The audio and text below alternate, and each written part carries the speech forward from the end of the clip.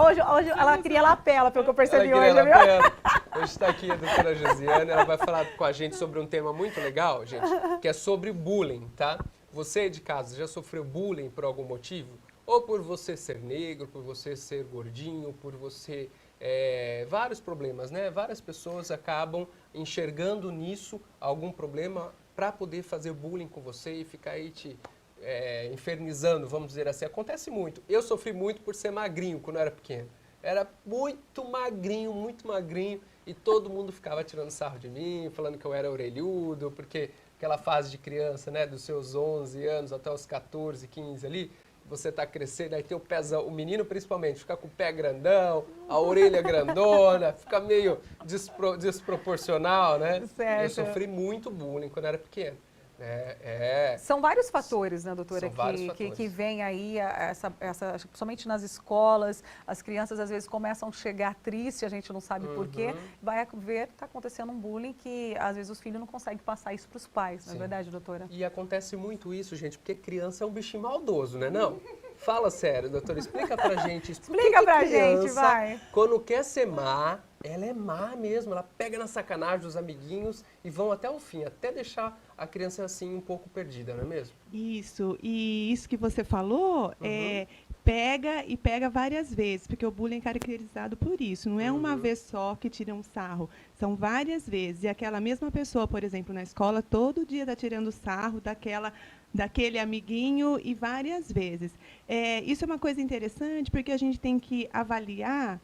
Primeira coisa, a gente fica com dó da vítima, né? Sim. Fala, nossa, por que ficar falando assim do menininho, da menininha? Mas a gente tem que pensar também nessa pessoa que está falando, que emocionalmente a gente entende que ele está lidando com uma dificuldade dele, especialmente em casa, e por isso ele age dessa forma com agressão na escola. A gente entende que esse ato de violência, né, que é tirar sarro, que é essa agressão, tem a ver com a questão em casa do pai e da mãe, onde em casa ele não consegue ter uma contenção, porque as crianças precisam liberar a agressividade em casa. Então, a agressividade em casa, os pais não comportam aquilo, isso extrapola para a escola. Então, esse menino que fica agredindo, ele está sufocado também pela família dele não conseguir conter essa agressividade. Conter de que forma?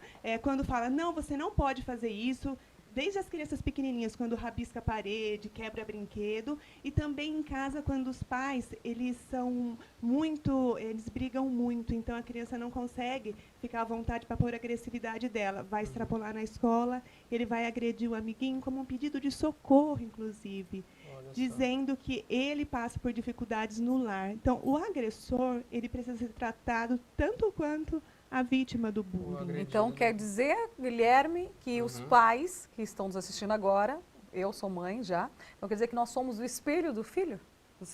Então, o que eles veem dentro de casa, eles vão querer fazer fora. Seria isso? Eles se identificam com a gente e no lar, onde, por exemplo, os pais brigam muito, eles sentem o lar não coeso, eles sentem o lar assim frágil, então eles não têm confiança de se liberarem na agressividade, que é uma coisa natural da criança. A criança precisa liberar a agressividade e sentir que os pais sobrevivem a isso, porque os pais ficam muito cansados, irritados, falam, o que está acontecendo? É natural a criança expor essa agitação, essa agressividade, faz parte do desenvolvimento. Uma família que ela não é segura, não é coesa, a criança sente como frágil. Então, os pais precisam cuidar para que os pais ou as pessoas que vivem na casa, deles terem harmonia e aguentar isso que vem do filho, não achar que o filho é problemático, como muitas pessoas falam, né? É natural do desenvolvimento. Tem que conter e ele saber, a minha casa é forte, eu posso expor minha agressividade e eu não sou retalhado por isso, né? Porque tem pais que se vingam dos filhos fazendo maldade com os filhos, Senhor. porque eles sentem muito irritados e aí eles criticam o filho na frente de outras pessoas, eles não demonstram um afeto, demonstram que rejeitam os filhos. Muitos pais rejeitam os filhos quando eles são agressivos. Então, o filho... Isso acontece na escola, de atravessar a escola. E olha só, gente, você de casa que tem algum problema com bullying, que já sofreu bullying, ou tem algum filho passando por isso, entre em contato com a gente. O telefone está aqui no vídeo, ó, 3645-3995. Ou através do nosso e-mail, ou através do nosso WhatsApp, que é o 99467-2500. Mande sua pergunta aqui pra gente, pra sua sugestão. e a doutora vai responder para você e tirar a sua dúvida. Doutora Josiane Ramos Ferreira, nossa queridíssima aqui, psicóloga. Deixa eu fazer uma pergunta para você. Eu vou fazer uma pergunta que às vezes eu vejo isso acontecendo em várias famílias, tá, Guilherme? O filho que apanha muito dentro de casa, né? Assim como você falou que os pais são os filhos se espelham nos pais. Aquele filho que toda vez apronta alguma coisinha, quebra um copo, apanha. Faz uma coisa, apanha. O que pode esse filho, aí ele chega na escolinha, ele vai bater em todos os coleguinhas da classe. Isso porque acontece dentro de casa, então isso é um bullying, ele está batendo nas outras crianças porque ele vê os pais, qualquer coisinha, por exemplo, o amiguinho pegou o copo dele, ele vai lá e bate. Isso pode acontecer? Porque eu vejo muitas famílias, às vezes um copo caiu, a mãe vai lá e bate no filho. Aconteceu, o filho não quis entrar, a mãe vai lá e bate. Tudo bem, tem que ter regras, mas ficar batendo, será que isso é o certo mesmo? E é muito interessante sua colocação, Priscila, porque esse é um tipo a liberdade da criança, né, dela derrubar o copo, ou até outras coisas que elas são agressivas, quebram coisas que a mãe gosta muito, Sim. né? Então, a mãe que não consegue conter, receber isso, falar, fiquei muito chateada que você fez isso, mas tudo bem, mamãe compra outro. Quando ela repara a situação, a gente fala que se fecha o ciclo benigno. A criança viu que ela fez algo errado, a mãe chamou a atenção, mas reparou, então ela entra num ciclo benigno. Quando a mãe vem ou o pai, né, e bate, pode acontecer duas coisas com essa criança. Ou ela vai se retrair, vai se fechar e ver que ela não pode colocar a agressividade dela em nenhum lugar. Então, na vida, ela vai crescer muito tímida, muito isolada, sem expor nada, porque ela fala, se eu expor, eu vou ser retalhada. Entendi. Ou ela vai precisar colocar essa agressividade num outro ambiente. É onde vai para a escola, e se a escola não contém isso, vai para a sociedade. E aí a violência acaba sendo um exemplo que eu acho interessante, como uma pedra que a gente joga no lago. Quando a gente joga a pedrinha, ela faz aquelas ondas. Ela só para na margem do lago, que é onde contém aquela onda. Entendi. Então, a agressividade da criança vai indo até chegar alguém que contenha. No nosso extremo, seria a prisão. Não é assim? Vai para a escola, na família não contém, na escola não contém, a sociedade não contém, a cadeia que vai ser o lugar onde vai segurar isso. Então, nós temos que tomar muito cuidado com as nossas crianças, com a manifestação da agressividade dela, não achar que isso é uma maldade, é natural do desenvolvimento. Então, a criança na escola que está agredindo, ela tem que ser olhada como uma criança que está passando por alguma dificuldade no lar. E ela não vai contar na escola o que é. Como a criança que rouba. Às vezes a escola chama e fala, por que você roubou isso? Ela não sabe por que ela roubou. Às vezes ela roubou uma coisa que nem interessa para ela. Mas é uma forma dela manifestar uma necessidade que ela está tendo de ser preenchida, por exemplo, pelo amor da mãe, pela contenção dos pais em casa. Entendi. Então, a agressividade, especialmente na escola, porque a gente vê o bullying mais Sim, em crianças e adolescentes, isso, não é? Guilherme, porque a gente mais vê, por exemplo, as professoras, isso eu vejo casos porque já aconteceu na minha família, mas a criança não para, a criança bate em todo mundo. Mas tá batendo aí, nós paramos e fomos observar. Aí eu pensei, falei, não, a criança está acontecendo isso por quê? Porque derrubou um copo, vai lá e bate. Fechou a porta, vai lá e briga. O que ela vai fazer? Quando ela chegar na escolinha, ela vai querer descontar o que ela passa em casa. Exatamente. E não só pela imitação dos pais. Um pouco é pela imitação, mas outro pouco é porque onde minha agressividade vai ser manifestada. Entendi. Então, precisa sair para algum lugar e aí sai na escola. Ver entre adultos, onde nós já estamos num processo mais organizado da agressividade, não tem tanto bullying. Certo. Mas a criança, o adolescente que está se desenvolvendo, né, a agressividade dele está em transformação. Então, aparece muito isso nas escolas. Tá certo. Muito Olha só, bom. a nossa produção, gente, preparou um vídeo aí para a gente entender um pouquinho melhor, né, sobre o bullying. Vamos assistir, depois a gente volta a comentar. Ótimo. O que é bullying? Certamente, você já deve ter ouvido falar de bullying algumas vezes. Mas o que essa palavra significa? Bullying vem do inglês e bully é o mesmo que valentão. Se refere aos atos de violência física ou psicológica praticadas por alguém ou por um grupo com o objetivo de intimidar ou agredir outro indivíduo incapaz de se defender. O que demonstra uma relação de desequilíbrio de poder entre as partes envolvidas. Hoje, o bullying é um grande problema para pais, professores e diretores de todos os tipos de ensino. Pesquisas indicam que a maioria dos alunos já foi vítima de agressões na escola e muitos perdem o interesse pela sala de aula porque não querem mais ser alvo de piadas dos colegas ou temem ser perseguidos. E como evitar esse tipo de comportamento? Algumas mudanças podem contribuir para mudar esse cenário. Instruir e conscientizar a equipe pedagógica e a família. Pais, professores, diretores e coordenadores devem saber o que é bullying, como evitar e ajudar. Incluir no projeto pedagógico ações preventivas. Ensinar na sala de aula a evitar o bullying e as suas consequências. Identificar vítimas e agressores para que recebam acompanhamento psicológico. Integrar a família às ações da escola. Olha só, Interessante. gente, dá pra gente ter uma ideia um pouquinho melhor. E esse vídeo deixou pra gente essa pergunta: como evitar, né, e prevenir com que uma criança sofra um bullying na escola? Pois é, né? A gente tem que pensar que isso que a gente falou, dos pais cuidarem, deixar que a agressividade apareça em casa, conter, não achar assim, meu filho é um horror, é teimoso, não sei o que eu faço. Ele é normal, a agressividade faz parte do desenvolvimento. Conseguir conter, reparar e não retalhar, né? Dar o troco. Agora, tem também as crianças que ficam retraídas e quando sofrem o bullying, elas ficam muito quietas, não falam em casa. Então, precisa ter uma confiança nos pais, e isso vai sendo realizado durante a vida com essa criança, de que seja o que for que estiver acontecendo com ela, para ela chegar e conversar. A criança que está sofrendo bullying vai ficar mais quieta, provavelmente vai ter uma baixa no rendimento escolar, vai ficar triste, né? Vai aparecer esses sintomas. Então, os pais têm que ficar atentos e falar o que está acontecendo.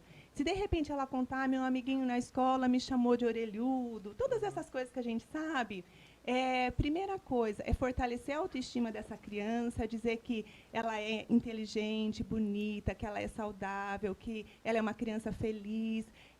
E um outro passo é conversar com a coordenação da escola, porque hoje existe uma lei que as escolas são obrigadas a trabalhar o bullying dentro da sala de aula. Então, pode entrar em contato com a escola, explicar o que está acontecendo e ser trabalhado isso em sala de aula. Olha só, essa resposta que você está dando, doutora, serve também para uma pessoa que está assistindo, uma telespectadora que chama Roberta. Ela é do Jardim do Lago, da cidade de Santa Bárbara do Oeste. Olá, a Roberta, ela mandou o WhatsApp assim para a gente. Minha filha não quer ir na escola, porque os amiguinhos têm preconceito racial. O que posso fazer, doutora? Me ajude. Ela está perdida. Pois é.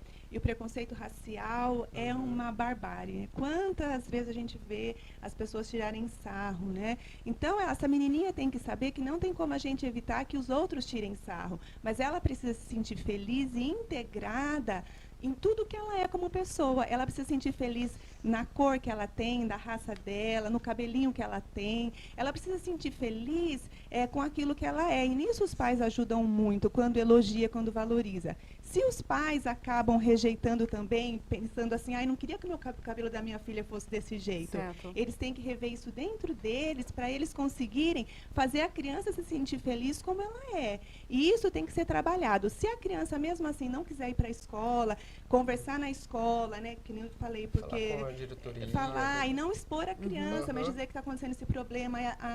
Os professores, eles entram com um tipo de abordagem para trabalhar o bullying em sala de aula. Então, a escola ela é responsável também por isso. Em últimos casos, procure ajuda profissional para ser trabalhado o sentimento dessa criança, ser trabalhado essa família, para que ela possa se integrar naquilo que ela é. Porque a gente precisa ter o que a gente é bem integrado em nós. A gente precisa ser feliz com tudo que é em nós, com o nosso nariz, nosso pé, nosso cabelo, tudo a gente precisa estar integrado com isso. E, às vezes, uma ajuda terapêutica é o que pode facilitar esse caminho para essa criança. E tem mais uma. Tem mais uma pergunta. As mães estão mandando no 994672500. Gente, olha só. Meu filho sofre bullying na escola. Você acabou de dizer, né? Já falei com a coordenação e direção e ninguém me ajudou. Meu filho está depressivo. E como posso fazer? Responsabilizar a escola? Quero agradecer a telespectadora, a Ana Maria de Sumaré, do bairro Matão. Um beijo para você, o Matão viu? Aí assistindo a gente. Muita Obrigada gente do pelo Matão carinho. ligadinho aqui com a gente, viu? Beijão.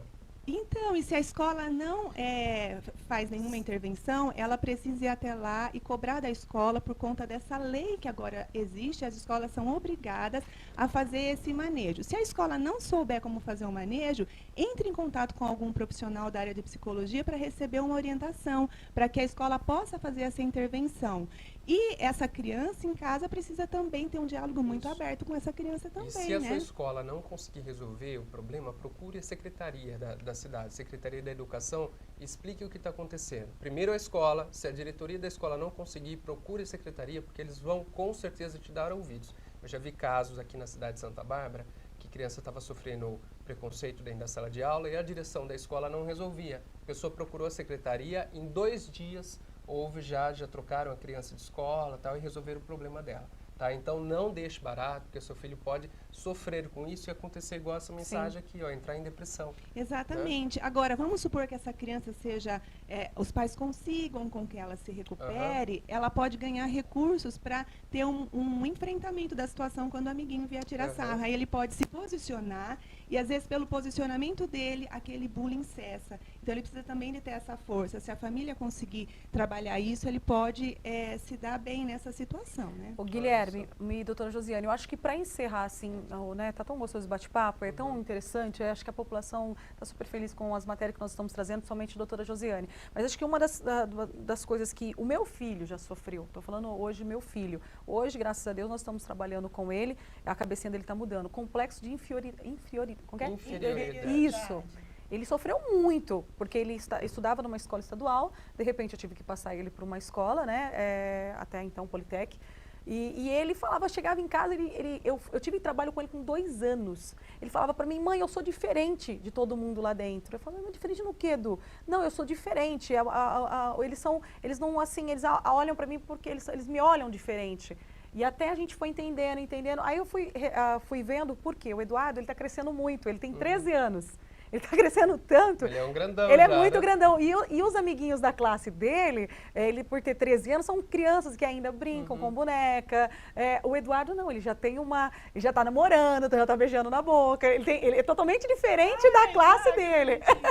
Então ele se sentia revoltado, me dava um trabalho. Foram 2 anos assim que eu achei que eu ia ficar louca.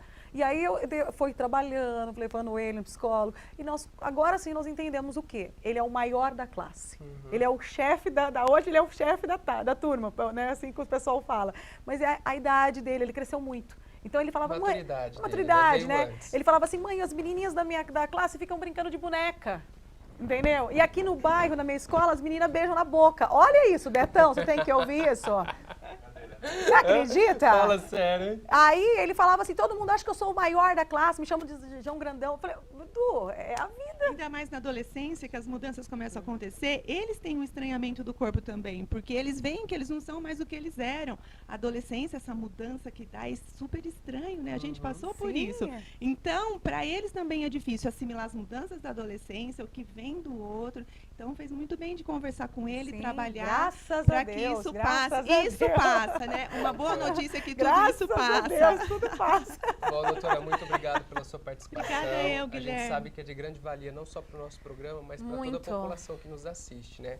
Eu acredito que todos os telespectadores aí que estão acompanhando, estão mandando mensagem para a gente, ligando, né, fazendo as perguntas, todo mundo está muito curioso, porque é o tipo de problema que todo mundo acaba passando uma vez na vida, ou conhece alguém que acaba passando por isso, e gera essa curiosidade. Então, muito obrigado. A tua presença aqui hoje é de utilidade pública, acaba levando, né, essas informações para quem está acompanhando nosso programa. Eu, como mãe, me sinto privilegiada. Obrigada. Então, você aqui ao meu lado. Eu agradeço a oportunidade.